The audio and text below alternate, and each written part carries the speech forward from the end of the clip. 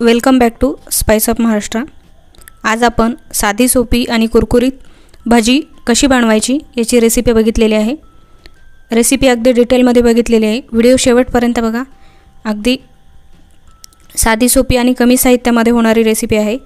त्यासाठी इथे बघा 6 ते 7 तास चणे भिजवून घेतलेले आहेत। त्यानंतर मिक्सरमध्ये असे हलके जाडसर असे वाटून घ्यायचे आहे। इथे तुम्ही बघू शकता याचा फक्त असा भरडा करून घेतलेला आहे। जाडसर फार फाइन पेस्ट केलेली नाही, पाण्याचा कमीत कमी वापर केलेला आहे। त्यानंतर यामध्ये हिरवी मिरची, कांदा, सोबतच आलं लसूणची पेस्ट, कोथिंबीर हे घालायचं आहे आणि चवीनुसार मीठ घातलेलं आहे। यामध्ये आपण बेसन पिठाचा वापर न करता अखंड जे चणे आहेत भिजवलेले त्यापासून बनवलेले आहेत, त्यामुळे अगदी कुरकुरीत आणि बराच वेळ क्रंची अशी राहतात। खूप साधी सोपी रेसिपी आहे, एक वेळ नक्की ट्राय करून बघा। इथे बघा अगदी मोजक्या 1 ते 2 साहित्यामध्ये बनवून तयार होते।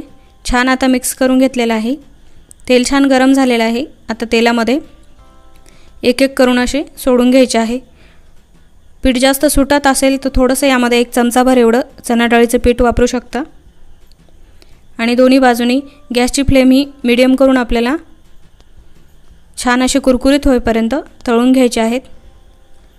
इथे बघू शकता अगदी परफेक्ट कलर आणि तेवढेच कुरकुरीत ही भजी बनवून तयार होतात।